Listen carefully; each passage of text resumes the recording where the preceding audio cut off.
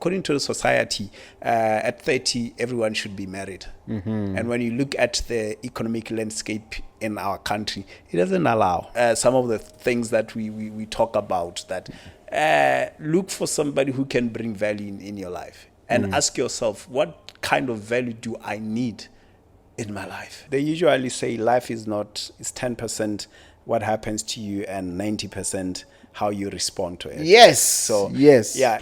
This is Mogobe Nuggets of Wisdom podcast. We enthuse, we energize, we inspire, and we empower entrepreneurs and entrepreneurs of all stripes in BW and beyond.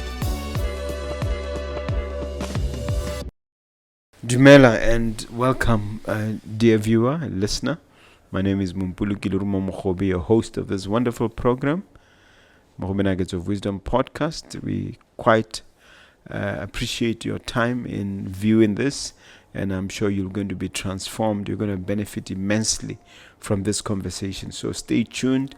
I urge you to watch until the end so that you don't miss any nuances or any other subtleties or insights that we may be throwing at you as we communicate. Can I also ask you to kindly hit the subscribe button and the notification bell to help us with these algorithms? Just pressing that button makes a whole lot of difference. We're going to talk to a trailblazer indeed, popularly known as Mr. Max, the name Moemedi Topo Kedisitse. You're going to just adore this conversation, and we are also going to be discussing on this main overriding theme. Am I late? Am I behind? Am I keeping up? The issue of keeping up with the Joneses and the pressure around social media. He's got a lot to say on that area.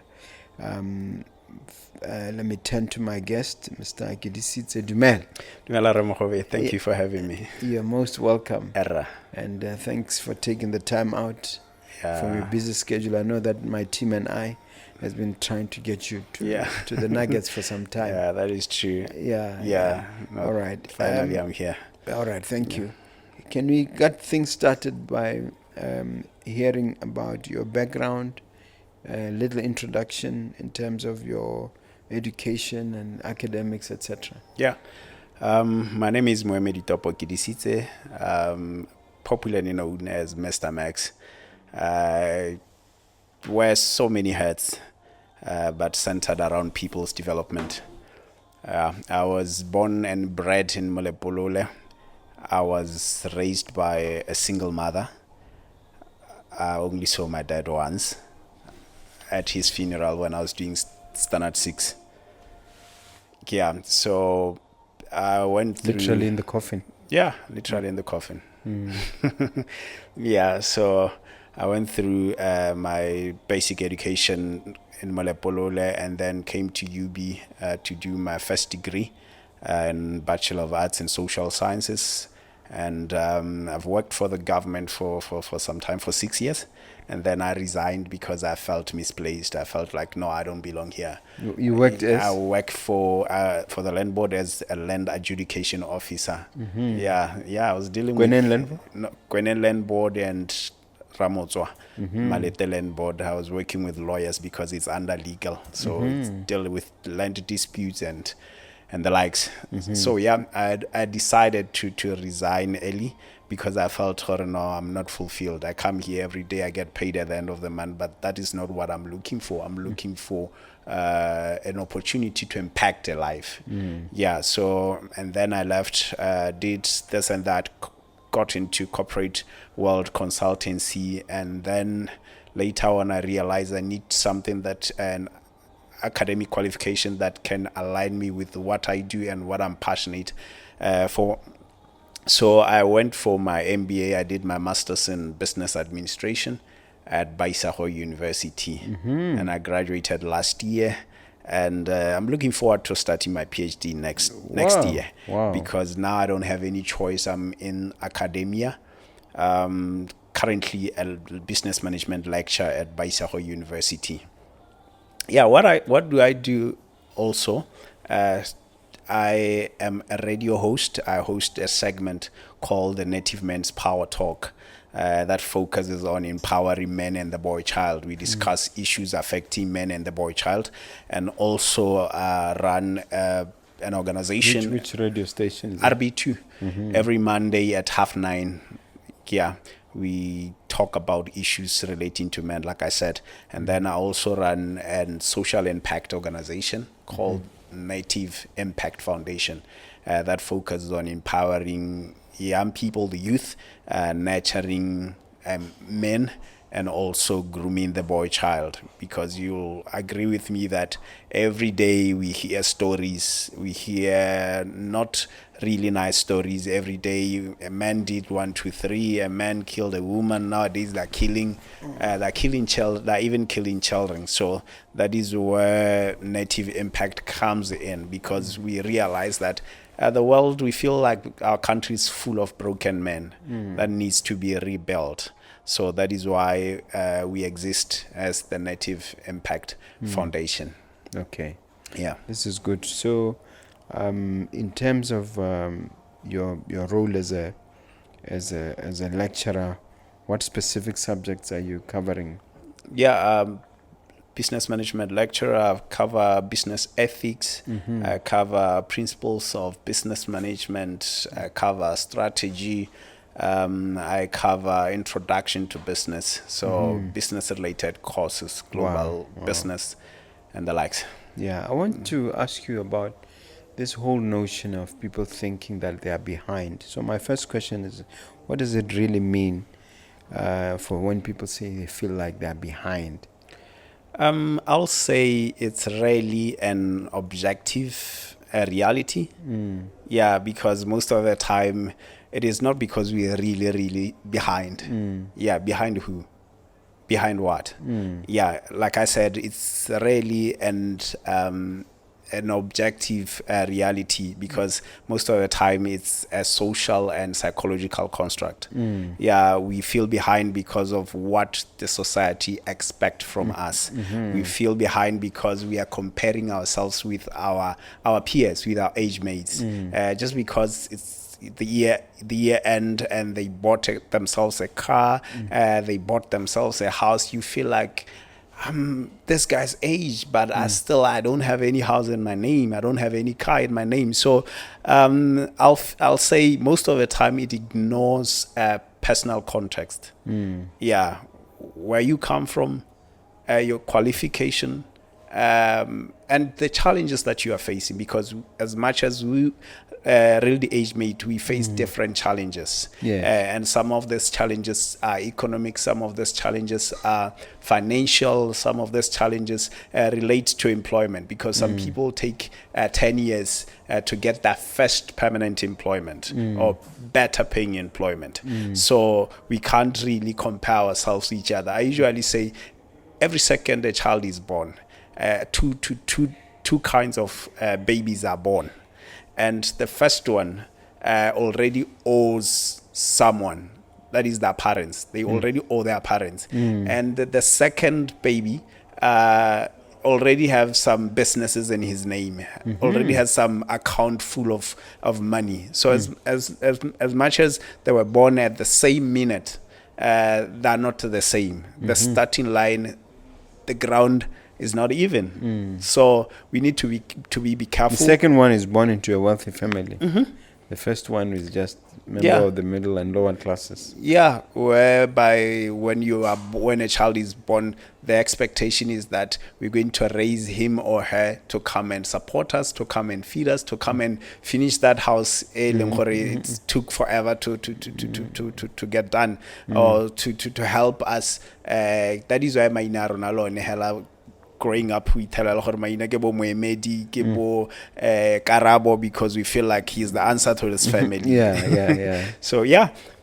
And Moemedi obviously means you are representative, or you are... Yeah, I'm a representative of the family, because I'm the only guy. Yeah, I'm the only guy, and I have 3 sisters. So as a man, the only man in the family, the expectations are high. Yeah, the expectations are high. You can ask them for money, but they can just easily tell you they don't have money. But when they ask you for money, the expectation is that you help them. Yeah. And you have nieces and nephews to care for. Yeah. It leads to my next question, which is success linear or is a timeline-based sort of situation? I'll say success is not, even though it is not linear, even though many a times it's portrayed as a straight upward path. It's not, because real success is non-linear and is deeply personal. It just depends on you as an individual. What does your personal timeline says? Because most of the time we depend on the society's timeline. We give other people control over our clock, for them to tell us that it's marriage o'clock, it's a permanent job o'clock, it's house ownership o'clock, it's car ownership o'clock. But if you get to 50 before you get married, are you not past marriage o'clock? No, you have not passed marriage o'clock. You can still get married at 50 and run a successful family. You can get okay, one of the things I didn't say about myself that I never shared on public domain is that I was married for 4 years and I got divorced. I was married to an amazing woman. We were just two good people who were not good for each other. Yeah, so I'll say another one may get married early and then divorce later. Another one may get married late and then be able to sustain that family until death do them apart. So that is why I'm saying it's not really linear. It just depends on your personal timeline, not on your society. Because according to the society, at 30, everyone should be married. And when you look at the economic landscape in our country, it doesn't allow. Most after you finish school maybe at 23, 24, from there you go for internship, 2 years internship. When 2 years elapse, you have to now go job seeking, job hunting for another 4 years or 6 years, some even 10 years. That people have completed my first degree with, they have not secured a permanent job to date. And like I'm saying, if we are going to depend on what the society expects from us, we're going to put ourselves under unnecessary pressure. Because if you are not working at 30, where are you going to get Madia Mahadi? Where are you going to get money to build your first house? So I think we should at times take it easy on people, because like I'm saying, the situations are different, the circumstances are different, and the challenges are different. Yeah. So how much of pressure comes from this comparison tendency? You have your personal goals, but there's a temptation to compare and contrast with somebody else or your age mates. I'll say much of the pressure comes from external comparison rather than internal desire to want to achieve. Because sometimes it's important for us to put ourselves under a little bit of pressure, not just to relax and say, no, there's still time, I'll do it when I'm sometime in my life. Sometimes we have to set timelines for ourselves and say, I'm going to achieve this when I'm 30, I'm going to achieve this when I'm 40. Yes, and what is unhealthy is comparing yourself, putting on yourself under pressure because some of your family members are doing well, because some of your friends are doing well. And like I'm saying, the circumstances are different. They may be your family members, but you are wired differently. You look at things differently. And sometimes you are even blessed differently. God has blessed you differently. So I'll say most of the time the pressure comes from that, not because I have a desire to want to own a big mall or a big school or something, but most of the time it's because this guy we went to school together, this guy's already driving some GD6 and some Land Cruisers, so I want to own one as well. And you don't even know where you got that money. You mentioned in passing the issue of you being married and divorced in the space of 4 years. Are there any lessons learned there in relation to what we're talking about? I think the first lesson is being true to yourself. Because I'll say nothing just happened by chance. Most of the things that happen to us, we would have seen them even before we embark into the journey. So I'll advise someone who is looking at who is Because in your case, you are two good people, we are just but not good for each other, which is difficult to process. Yeah, we are two good people who are too good for each other. We are not who are not good for each other. Even right now, we have a 5-year-old. We are parenting perfectly because we are two good people. There is no baby mama, baby daddy drama. Yeah, so we are just two good people who are not good for each other. Our passion, our purpose, most of the things were misaligned. So I'll say alignment is very important when it comes to having a partner, especially alignment, spiritual alignment, purpose alignment, passion alignment. Because if you're not aligned, then you'll not have much. Where are we getting it wrong in terms of that alignment?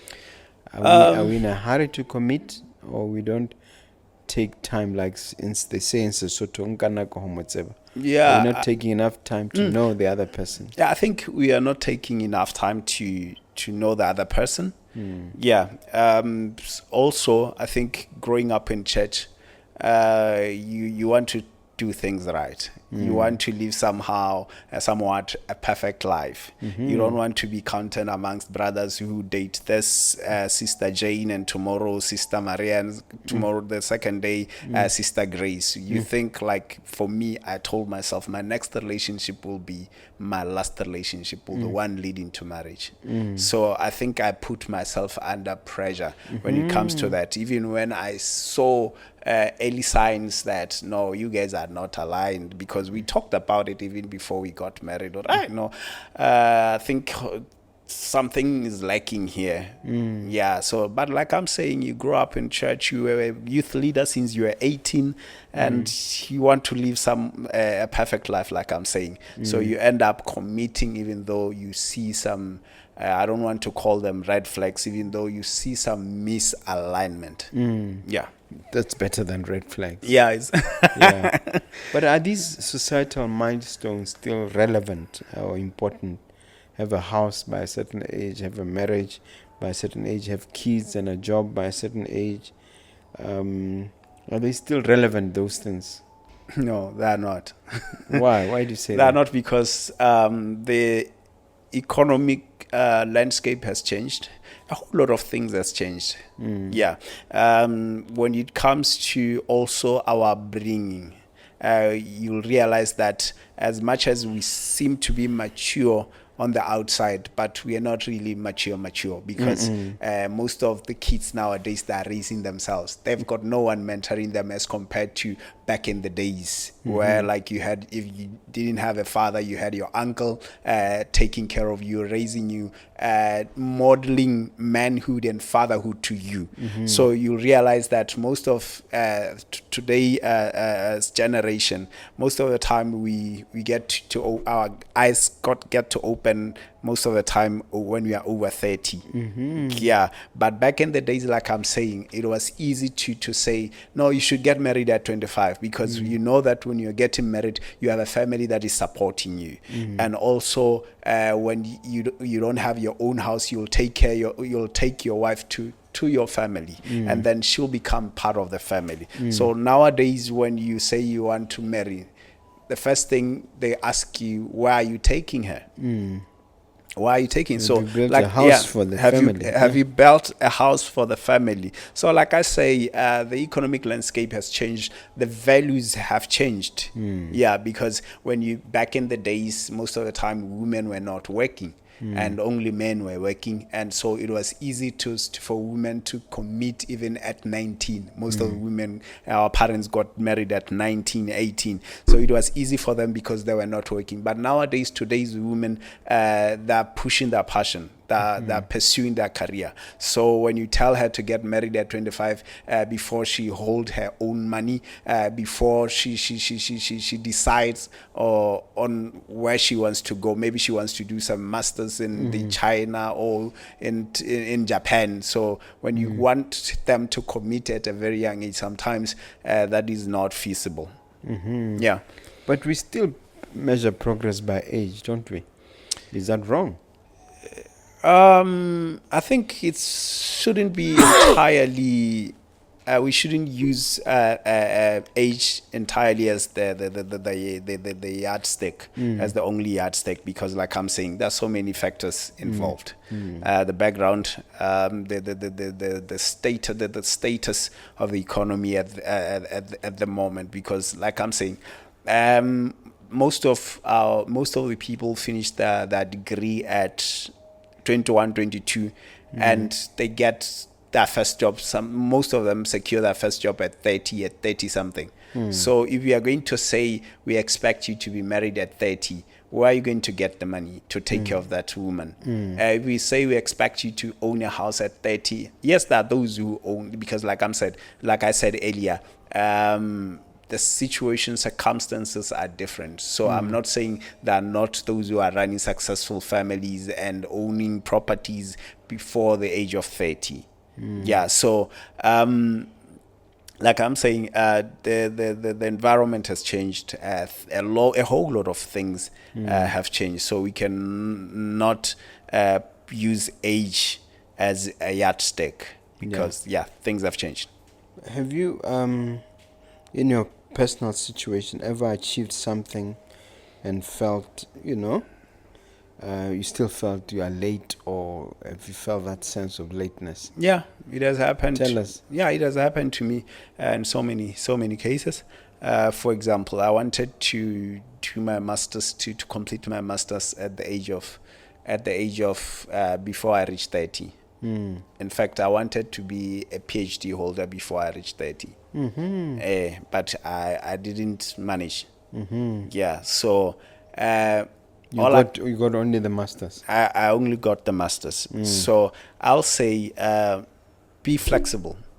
Yeah, in case you are not, you don't hit that goal, you can still go back and re-strategize and say, but how can I do things better to be able to achieve this maybe in the next 3 years? Yeah, so right now I'm looking at doing my PhD, and I told myself that next year I'm doing my PhD. In 3 years I should be done.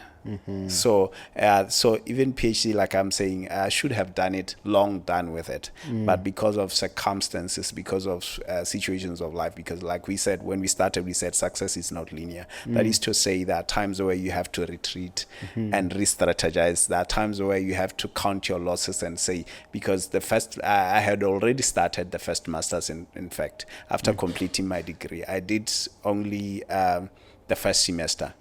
So I Masters in what?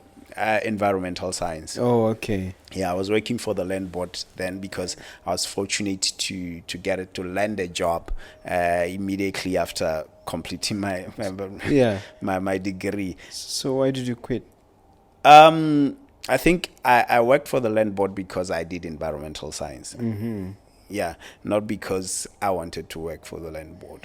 And most cases we look for jobs because you want something that can help you put food on the table, not really something that you're passionate about. I usually say that is the root cause of low efficiency and effectiveness in our public sector offices, because most people say, I want to be a nurse not because I'm passionate about it, but because I know once I'm done with my diploma or my degree, I get deployed to some hospital or some clinic, and then I don't have to run around looking for jobs. That is what I was told when I was applying for my first degree. People said, you should apply for nursing. And I knew myself. I was fortunate to understand myself and be aware of myself at a very young age. So when they told me that apply for nursing, I knew I can't work at the hospital. I lost my mother at 17. She was in the hospital, I think, for 3-4 months. I never visited her at the hospital. Not because I didn't love her, but because I was afraid to see blood. I was afraid to see people, sick people, and sick. Which means that is not your thing at all. So, which means that is not my thing. So you can imagine if I could have accepted the offer, because they did offer me placement at IHS. You can imagine, had I accepted that, I could be one of the nurses people are writing about on Facebook now. The ones who are on strike or something. Yeah, or so boycotting. So like I said, working for the land board really helped me to build a foundation for myself. Yeah. For my career, because that is where I learned most of the things. Your public speaking, that is where I got really confident, because now I was in a space. I was not only focusing on my main responsibilities. When people are called, no, we need people who can form a team that can assess 1, 2, 3, 4. We need a team that can work on 1, 2, 3, 4. And back then, when I was working for the government, we had what we call Mr. and Miss Public Service. So I did Mr. and Miss Public Service. That is where I learned a whole lot of things. That is where I even discovered myself. So I wouldn't say working for the government for 6 years was a time wasted. No, it was not. Yeah.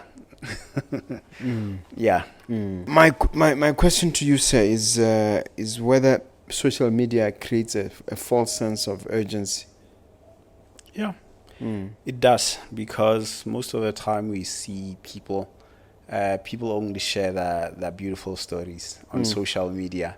They never share the heartbreaks. They never share the failures or where they fell. And most of the time, because we see that consistency in sharing their beautiful stories, we think that, wow, people are having it easy. And we get to think that it creates an illusion that progress is constant, progress is effortless, because we always see people traveling, and we don't even, like I said earlier, we don't even know where they get the money. We don't even know how they are able to make it, even when the government's saying the economy is hard.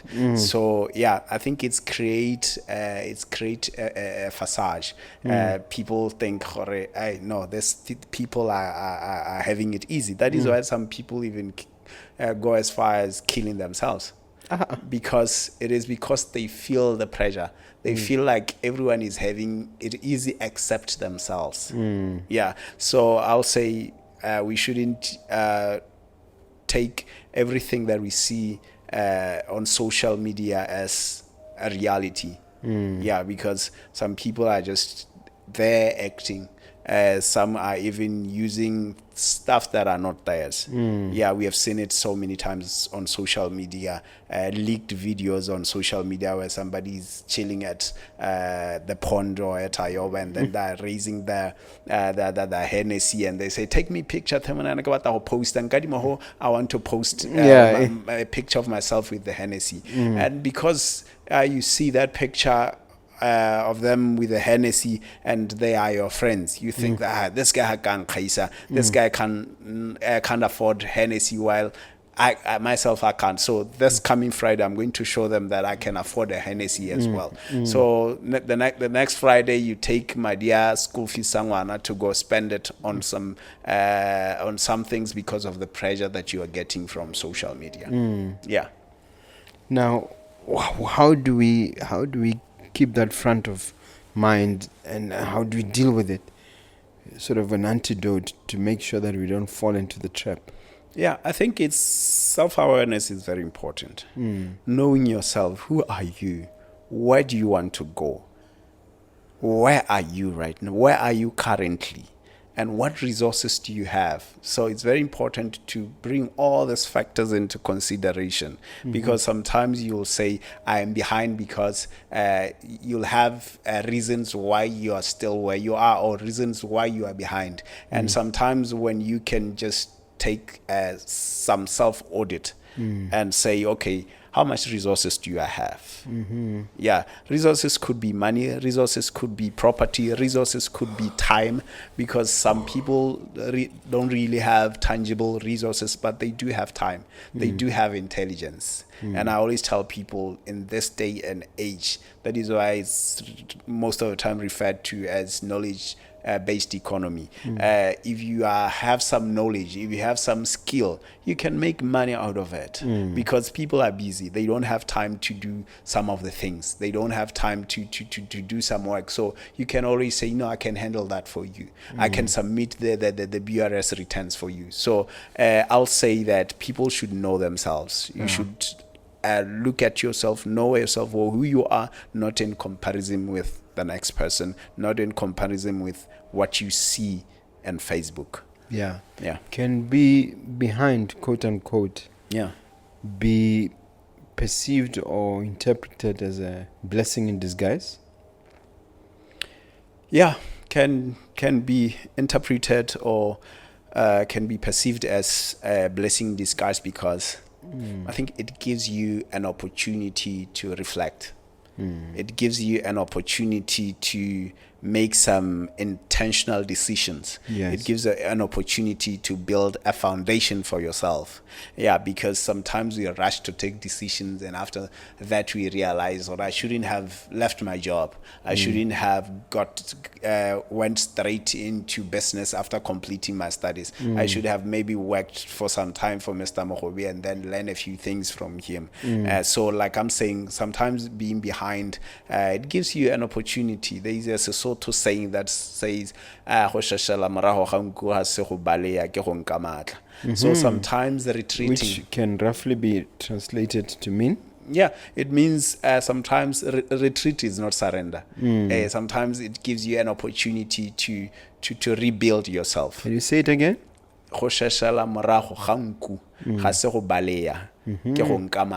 Retreat is not surrendering, it's refueling. It's an opportunity So for refueling. when that ship goes back, maybe it's a run. It's just so that it can gain more force. And then most of the time, the opponent will think, you'll see the opponent jumping up and down, thinking that no, this ship has surrendered. Yeah, and when it comes back from there, it hits it down. Yeah, takes it down. So. Yeah, so like I'm saying, it gives you an opportunity to say, but this decision, is it the right decision? But if you feel pressured, if you see people getting into Forex, you want to be part of Forex. If you see people, that is why most people get scammed. They see someone getting into some pyramid scheme, they want to be part of it. They see, because they feel like I'm behind, I want to make some money as well. They see people betting, they don't take time to analyze the whole business of betting. They want to get into it. So they end up losing a whole lot of money because they want an overnight success. Yeah. But let's personalize a little bit for you. Are there any specific instances or examples you can give where you were somewhat feeling like you are behind or deceived into thinking in a certain way and then discovered the error of your ways and got it right? Yeah. So like I said, I always say, had I waited a year or so after completing my degree and not get straight into working, I could have done a whole lot of things right. Yeah. Why? Yeah, because I was still young when I started working.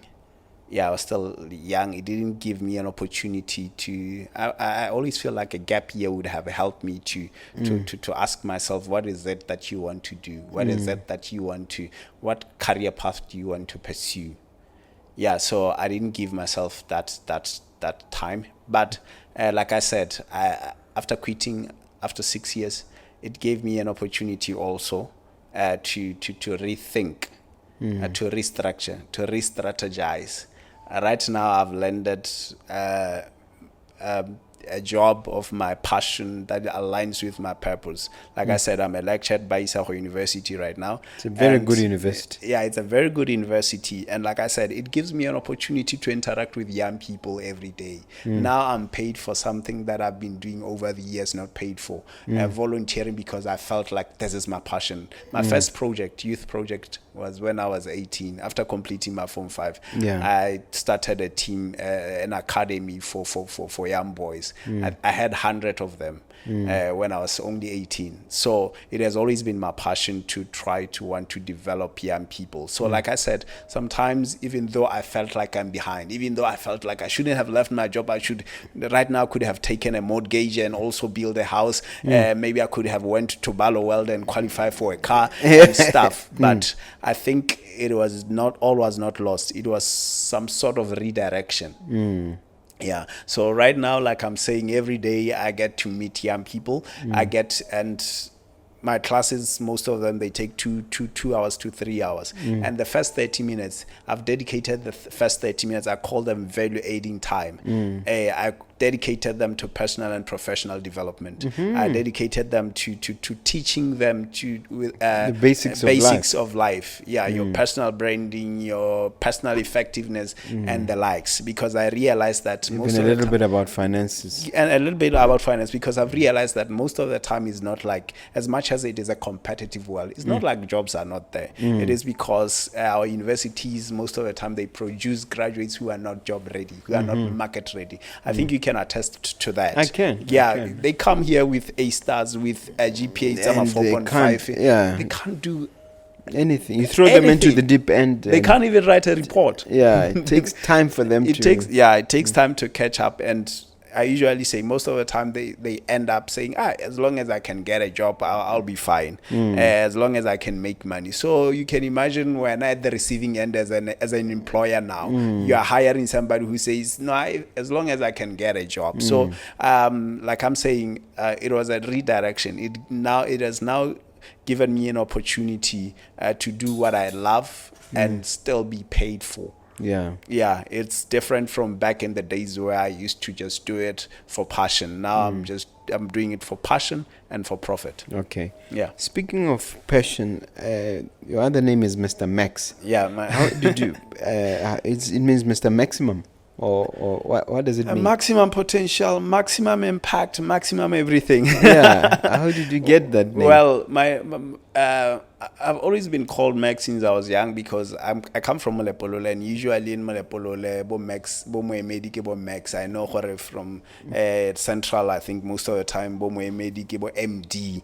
I get ke bo Mox. So in Molepolole, most of the time, bo Moemedi ke bo Max. So that is the name, the name that I knew when I growing up. Yeah, and that is the name I preferred. So Moemedi, I always feel is long. Topo, I always feel is people are not used to it and stuff, so I prefer being called Max. If it was possible, I'll just have it in my ID as Max and nothing else. Okay. So yeah. All right.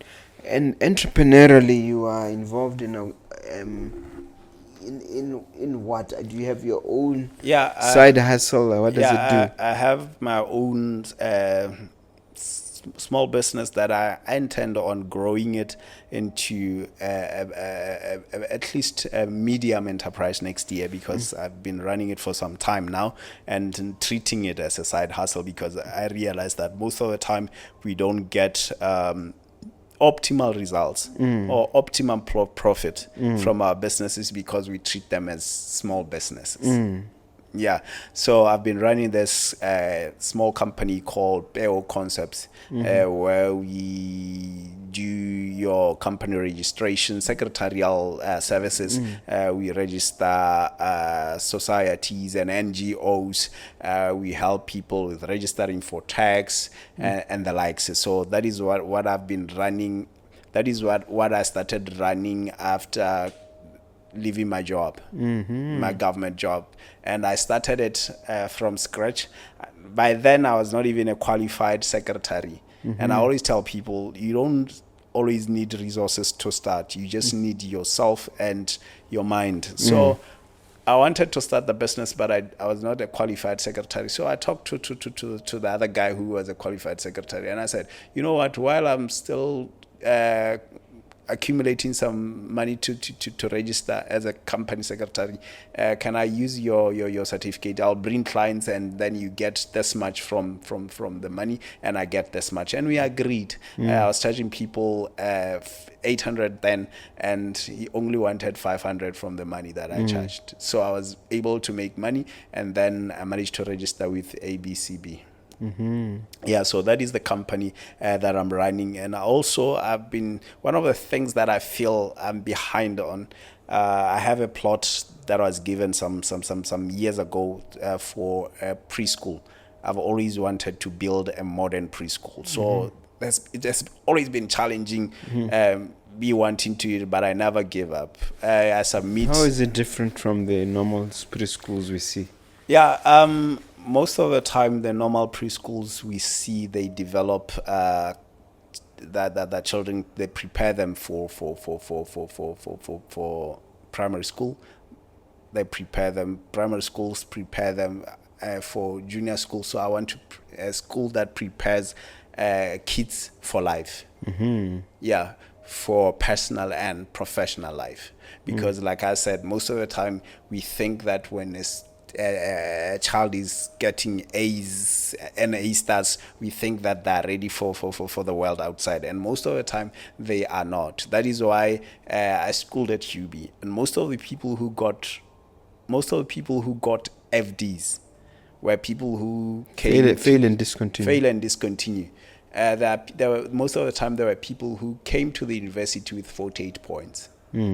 Yeah, and like I'm saying, top of the class. Like I'm saying, most of the time we think that those students are ready for life, and in most cases they're not. Because why do they end up FD? You'll be coming from Soronga, you'll be coming from Dry Hook, you'll be coming from Veda and coming to the university thousands of kilometers away from your family. Yeah, you have nobody to guide you around the city, and in most cases they fall in wrong hands, because they'll get to meet other peers who think that they understand the city life, and they recommend them for some things that end up causing them to fail. And the other thing is that life integration, having a personal life and also having a school life. And in most cases, because like I'm saying, in most cases they managed to do 48 because they were expected to always be on their books, like reading. Now they're coming to the city. The city life is very fast. There's always a show going on. Distractions. There are so many distractions. So if you are not well exposed, you'll end up being distracted to a point of failing. Okay. Yeah. What role does purpose play in our timeline? Because purpose is a very important thing. It's a compass. It directs us. It guides us. And I'll say, if it was according to me, I'll say everyone should just pause and ask themselves, well, where does my purpose lies? What is it that I'm here for? What is it that I am on earth to do? Yeah, I'll say we'll be having a thriving economy. If we can have nurses at the hospital. So like I'm saying, most of the time we have people misplaced all over because they were looking for career paths that are paying. They were looking for career paths that scarce skill, while they are not really, it's not really their purpose. And if you are not aligned with your purpose, you will not feel fulfilled. I always tell people, I sleep like a baby every night because I feel fulfilled. Because I'm always looking for opportunity to impact a life. Right now, the Native Impact through the Native Impact Foundation, I'm using it to drive my purpose. Yeah, we host seminars, we host conferences for men. This coming on the 20th of December, we'll be hosting a prayer meeting for men. Tell us about that, because I'm very curious how that works. Yeah, we host like I say, we host meetings for men, because most of the time for the longest time we've been focusing on empowering the girl child and women as a community, as a society. And it is now causing us problem because now we are expecting empowered women, less empowered men to handle empowered women. Yeah, so it is becoming a problem now, because how do you control somebody who has their own money, who has their own car, who can tell you, no, I'm not sleeping here, I'm taking my car and I'm going to my friend's place. Back in the days, men were able to control women because women depended wholly on men. So nowadays we have a problem because I always say, most of the time, most men, the only thing they can offer is money. The only thing they're bringing to the table is money. And when you replace money, or when the woman say, no, I have money, what value are you bringing to the table? Apart from money. So that is why in most cases, when most men will be killing women and saying, no, because that's the only thing they can offer. That is why most men... Don't say most, some. Yes. I'll say it's most because that is the narrative that the society is pushing. Oh. Yeah, because monna ke spache, monna ke se. So that is why some people, when they lose their job, that would have been working for the mines for the longest time, the mine is being closed, and most of the time they don't have anywhere to go because they didn't take time to develop themselves. They didn't take time to identify who they really are, what they can be able to do meaningful other than going underground every day. So how in this get-togethers that you arrange, how do you help men discover their purpose? Yeah, we usually host different speakers on mental health, on fatherhood, on identity, and the likes. And we most of the time have activities and exercises that can help them to identify who they are, that can help them identify their strength, what their strengths are.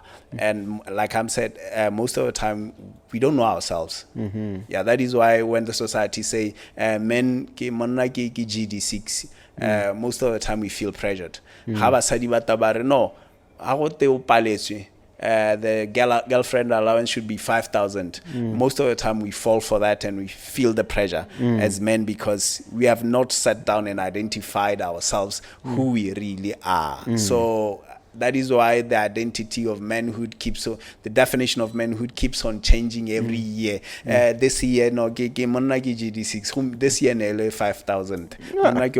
5,000. Next year, obviously something is coming. Obviously something is coming. And banna bahela ba feel pressured because of all that. In that context, what do you think of the president's recent viral comments that go betcha go siame, go betcha go botlhokwa, me monna tshwantse a betche, go betcha go monate? I think you've heard HE saying that. Yeah, I heard him. And I'll say it's okay. I don't have any problem with go betcha go manate. But I think re tshwantse gore kana sengwe le sengwe se botlhokwa se na le the motive behind doing it. Se botlhokwa se dirwa at the right places. Yeah, we had a story of bananyana ba babedi bana ba bola ko South Africa ba eleng gore gate the guy na ilala a letsa ba no sa bosigo ba teng and stuff. When you betcha at the wrong place, after that you will feel like you've been robbed. Because and the motive is wrong because most of the time most men okay, what is it that I can get from that woman? It's transactional. Yeah, it's transactional, and if you don't get it, you feel like you have been betrayed. So that is why they end up doing the. So I'll say as long as you are doing right places, I mean where you are also getting value, because most of the time men neglect themselves. Yeah. They get excited about Robecha. They don't sit and ask, what is it that I'm getting from this relationship? And that is some of the things that we talk about, that look for somebody who can bring value in your life, and ask yourself, what kind of value do I need in my life? Yeah, because value is subjective to what is it that is important to you? Because some men like me, for me, it's not important because I can cook for myself. I can clean the house for myself. So those are not important. For me, I'll say the value that I'm looking for someone who can support me mentally, emotionally, and also help me to drive my purpose while I'm helping them to drive their purpose. Yeah. Because now I believe that women and men, yes. So it's not about and it's about, okay, and then we work together to make sure that we fulfill our purpose and we achieve our dreams. Wow. That's a mouthful, and I really appreciate that. Yes, sir. Ambition and anxiety. Often people's ambitions are tied up with anxiety. People are anxious. How do we separate ambition from anxiety? I'll say ambition is driven by inspiration and growth. Anxiety is driven by fear. Is driven by comparison. Yeah, most of the time we are anxious. Would I ever get married? Because you see people getting married. Ambition, like I'm saying, is driven by inspiration and growth. I want to get married because I want to have a family. I want to own a business because I realize that I'm skillful in this and this area. I don't start a restaurant because I see people starting some mobile kitchens along the road. I start something because I'm inspired, and it's a desire from the inside, and it's something that maybe I'm skillful in at, or I'm passionate about. So I'll say anxiety most of the time, like I'm saying, it's inspired by fear. It's inspired by comparison. You feel anxious. You feel you get worried if you don't achieve some certain things because you see everyone achieving them. But when you're driven by ambition, you'll know that one day you'll achieve it, and you'll push towards achieving it. And you'll have time also to reflect and ask yourself, what is it that will take for me to achieve it? But with ambition, most of the time, with anxiety, in most cases, you start undermining yourself. You start looking down upon yourself and thinking maybe you are not good enough. You are not where they are because you are not good enough. You have not achieved all that they have achieved because God does not love you enough. Okay. So really, ambition is positive, anxiety is negative. Yeah. So it's better to focus on the positive. Yeah. What about slowing down? How important is it to take time off to detox from the information overload that we get, to detox from social media, and to relax? So my question, I guess, is the importance of slowing down. It's very important. I always tell people that relaxing is also part of my business. Resting is also part of my business processes or business, daily business. I always find time to rest because I do a whole lot of things, and the things that I do, they require a sharp mind. They require a well-rested mind.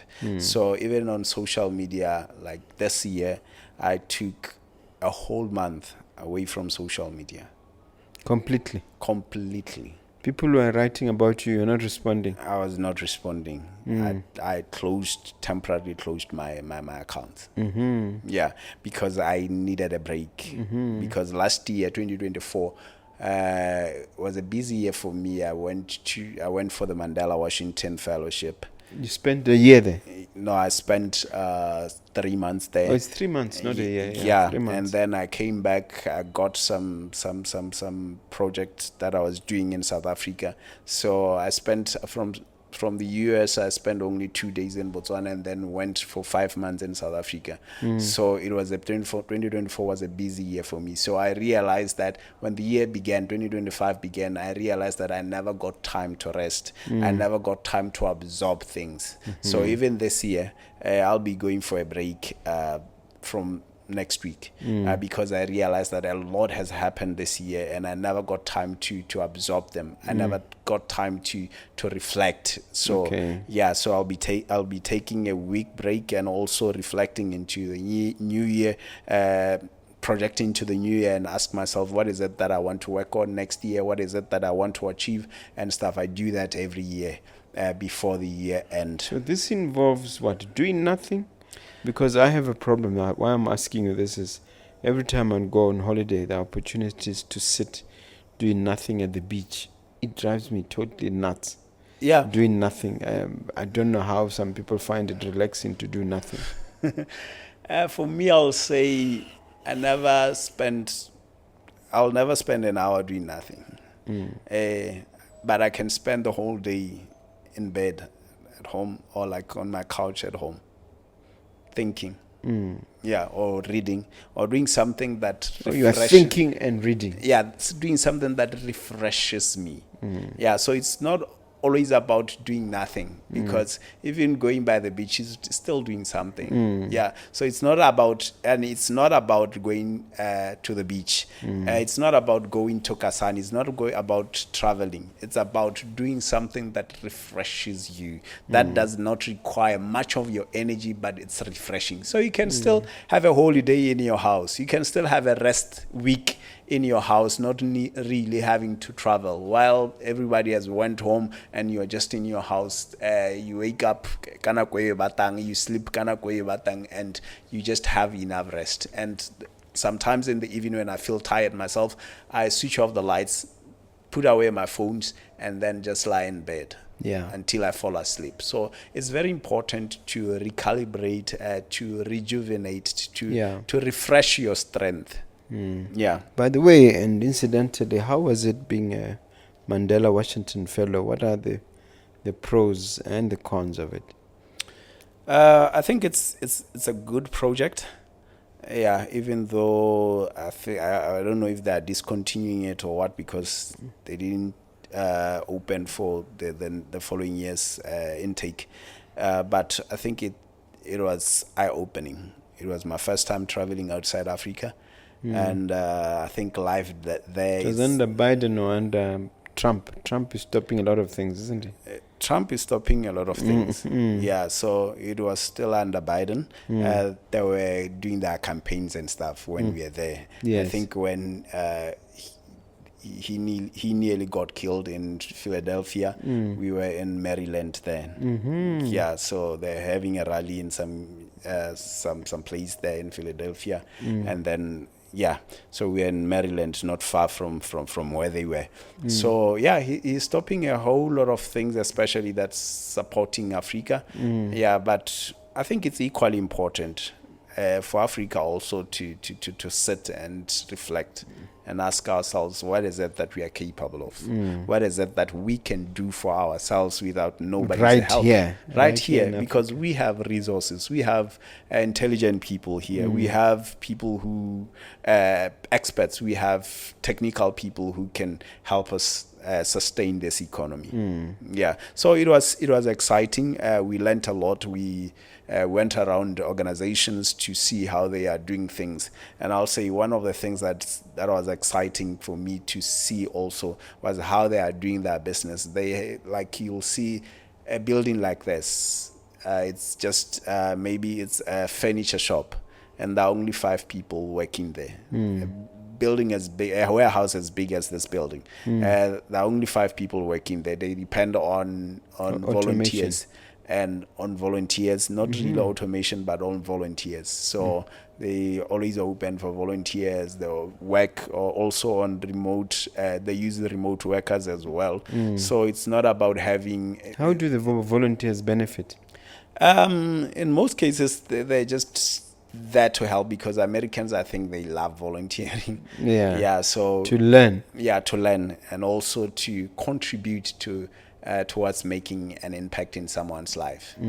So most NGOs and organizations there, they're not really big at having a lot of people working there. And most of the time, I think one thing that we should learn as Botswana also is to have people working from home. It will take us sometimes to understand it and to make it effective, but one day we'll catch up, rather than saying, no, we can't implement working from home because people, when they're home, they sleep or they go to Maraka and stuff.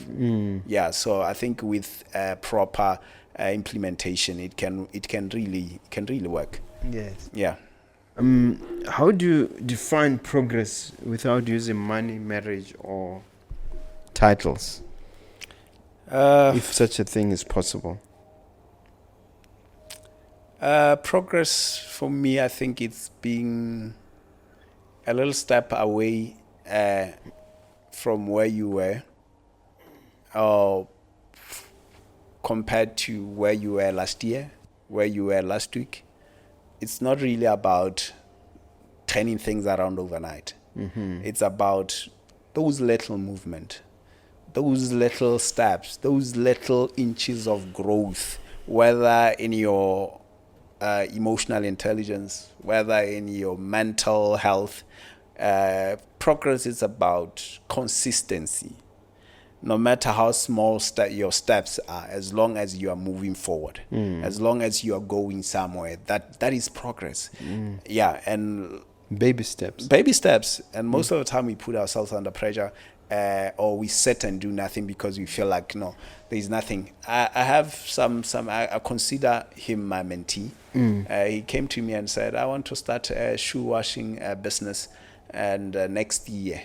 That was, I think, in August, if not September. I want to start some shoe business next year, and also want to learn how to cut men's hair and stuff. And I said, okay, so when are you planning to start? And he said, next year. Okay, fine. And then the following year, I called him in the morning. I have 6 pairs of sneakers here. Come and get them and wash them. You'll see how you go about it. And he agreed. Right now, he has started a business. The business has started. Yeah, it's no longer next year. It's busy. So like I said, most of the time we just need to start. Yeah, we delay. Yeah, we just need to start. We delay ourselves from starting because we think that we want to have everything put together. We want to start in a perfect day. And the Bible says those who wait for a perfect day, they'll never plow. Those who wait. Say so. I think it's in Ecclesiastes chapter 11. It's in those who look at the clouds. They'll never plow because I feel like, no, the rain is not coming, so we're not gonna waste our seeds. Or it's windy, so we're not gonna do anything and stuff. So I think I'll say it's very important to start. And I realized that, like I said, somebody who is passionate about mind power and the likes. So I'll say that I've realized that when you make that movement, the universe responds. Everything responds. I always tell people that one thing I've observed is that when I need to get somewhere in the morning or during the day, most of the time, and I'm late, most of the time the traffic lights will open for me because it's like they know what I'm thinking, what I want to do and stuff. They respond like that. And sometimes, like I say, it's just about starting. You do that flyer and put it, hey, no, this is what I'm doing. Like I said, this is what I did. I did a flyer and say I offer companies secretarial services. I register companies. And clients came. That's all it takes. That is all that it takes. Right now, I have over 500 clients. Like I'm their company secretary. So yeah, it's just, you just have to start. Other things, the resources will come. And I also related with the story of in Kings, the story of 4 lepers. The men who said, why sit here till we die? Let's just get up and go to the neighboring city. If they kill us, they will die, and maybe they will spare our lives. And indeed, when they took their first step, God amplified their steps, and the enemy had like a garrison of soldiers is coming and ran away. Yeah, and they ran away, and then that is how they got saved. So sometimes it's just about taking. They found the food. They feasted. They found the food. They feasted, and they took some to the village, and they were not. Their lives were spared in the village because they said, "Oh, wow, you guys, you managed to overcome our enemies, and you brought us food." So they even forgot that the guys were lepers. Yeah. So I'll say it's very important to take a step. Some people call it risking. I call it taking a step of faith. To say, God, I trust you. I trust you with this business. I'm just going to start. I trust you with my scholarship. I'm just going to apply for. I'm going to apply for. I remember when I applied for the because Mandela. I always say God blesses the work of your hands. Of our hands. So there has to be work. There has to be something. And he responds to our faith. And he responds to our faith. And he says, faith without action is dead. So if you really trust God. You're giving an example about applying for the Mandela. You're about to give an example. Yeah. You say you remember? I applied for Mandela Washington fellowship, I think end of 2023. And then beginning of I also do moderating and panel discussion moderation and emceeing. So beginning of the year, people were saying, no, we have an event in June. The other one said in July, so we would love to have you as our MC and moderator and stuff. I told them I won't be in. And they said, hello, Rock. I told them I'm going to America. And by then, the American embassy has not responded. Yeah. So that is how... just by faith. That is how stubborn my faith is. So and I always tell people, even if something does not happen, it's not me making it happen, it's God. So I'd rather believe God to make it happen than to be afraid and to worry that he might not make it happen. So I think one of the verses that taught me that is the issue of Meshach, Shadrach, and Abednego, and they said, in the fire. if like, you can just throw us in the fire, our God will save us, even if he does not save us. So I always say, I believe God will open doors for me. Even the job that I have right now and the one that I had before this one, I didn't apply for them. I just had a conversation with God. I said, God, I don't think your son died in the cross for me to job hunt like this, or to live like this. So open doors, and he did. I was just called wherever I was and say, hey, we have an opportunity for you, come work with us. So it takes faith. God responds to our faith, and like I said, faith without action is dead. So if you want to start business next year, start working on profiling it right now. Start on registering it right now. Start and find a customer flyers, and start finding customer base. So sometimes, because I always say, sometimes you can open you can open a hospital even if you are not a doctor. Yeah, you look for doctors. We say that as angel investors at Angel Network Botswana, we always ask for POC, which is proof of concept, traction. Yeah. Before we can even talk, show us, show that that you've started. Yeah. So and one of the things I always say, if I was the Minister of Youth, I'll not just fund any young person because they have a good proposal. I'll fund only those who have started. Those who say, I've been selling sweets by the roadside, I've been selling food by the roadside. Those who say, I'm going to start, when you give me the money, you don't fund those. Yeah. You fund those who have started, because they're much more focused and serious. Yeah, so most of the time here we support ideas, people who are saying, I'm going to do 1, 2, 3, 4, not who say, this is what I've been doing, because you can start with whatever you have. I always say, start with whatever you have. And some people will say, I have nothing. You have your brain. You have your hands. Yeah, I had a story of a woman in Mogodisani who's running a bakery, and some girl came to her and say, I'm asking for 100 pula. And she said to her, I'm not going to give you 100 pula. What I'm going to give you 100 scones. And I sell them 1 pula, you'll go sell them 2 pula. She went and sell them 2 pula, and by 10 a.m., they were finished. And then she went back to her and said, I have your 100 pula back, and I have the 100 pula that I wanted. And he said, okay, whatever that you wanted to buy with 100 pula can wait. You're gonna buy another 100 scones from me with that 100 pula, and you're gonna sell tomorrow again. And then she was able to make money and sustain herself, just starting from nothing. The right attitude. Right attitude. Because they usually say your attitude will determine your altitude. Yes. Yeah. You and I are aligned on that. What does your own pace actually look like in real life for you specifically, and in general for the viewer?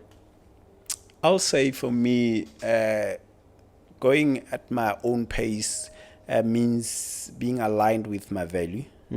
Being aligned with my personal clock or timelines. Yeah, not pushed by what I see other people doing out there.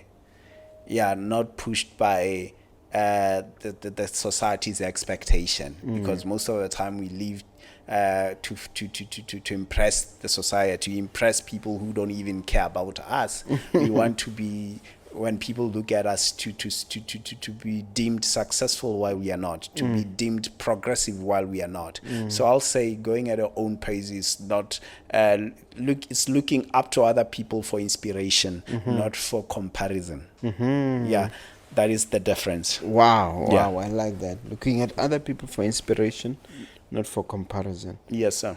Now let's talk about these two brands. You as a lecturer. Yeah. And Mr. Max as an entity on social media, as a brand. Yeah. What can we be looking forward to in the next 10, 20 years? When you grab your crystal ball and look in the future, what do you see? I see myself owning my own school. That runs classes from preschool until university.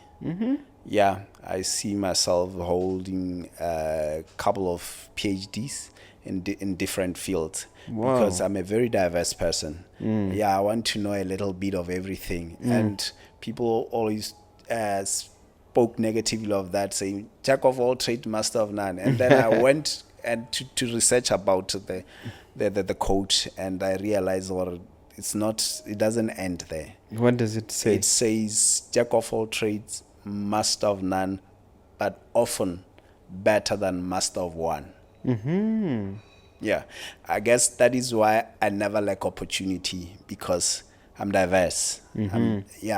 I have different skills. So if one door closes here, another door opens. So that is one thing that I'll encourage, especially young people. Don't just focus on, I have a qualification in this course, so this is what I want to do. I always say our first degree gives us a foundation and opens our mind for the next level. You don't really have to stay home because you are saying that no, but IT have a hiru malating. Do something. You can be an IT person and run a very successful medical facility. You can be an IT person and run a very successful law firm. And you come with your IT expertise and say, in our firm or in our facility, we are going to use technology. We're going to use everything will be automated. We're going to send what you call them, drones to send your orders there and stuff, because you are running a facility. Is totally different from IT, but you are leveraging on what you learned your IT. Undergrad. That's good. So that's very, very interesting. Time for you to hit me with a question, sir. I think most of the time the question that we never ask people like you who are where they are right now is, how did you get here? How did you get here and where did you start? Because most of the time we think like, oh no, Mr. Mogobe, it's because maybe he's coming from a wealthy family. Let me answer this question from this way. I read a quote that says, if you don't come from a wealthy family, make a wealthy family come out of you. Wow. And I took that quote to heart, and I'm pleased to say that I have succeeded in that regard. But in terms of my story of how it started, I see from that question that you haven't bought my book.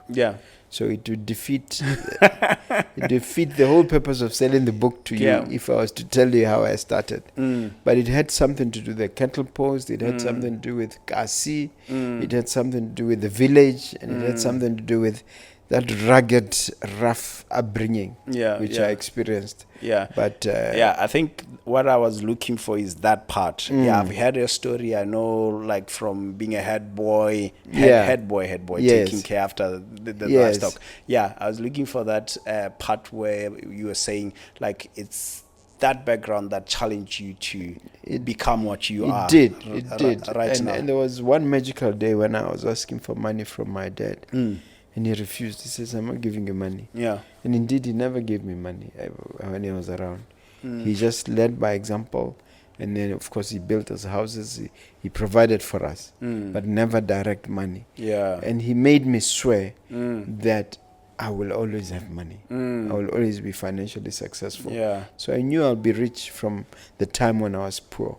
So that has driven me, but you have to buy the book for those details. Definitely. It's only $350. Because they usually say life is 10% what happens to you and 90% how you respond to it. And I always tell people who are like, I could maybe like other kids, because my single mother died and passed on when I was doing Form 4. That could have an excuse for me not to become anything in life, and saying I don't have parents. And I'll always say that is one of the things that pushed me to become want to become better in life. All right. That having been said, let me thank you for taking the time out.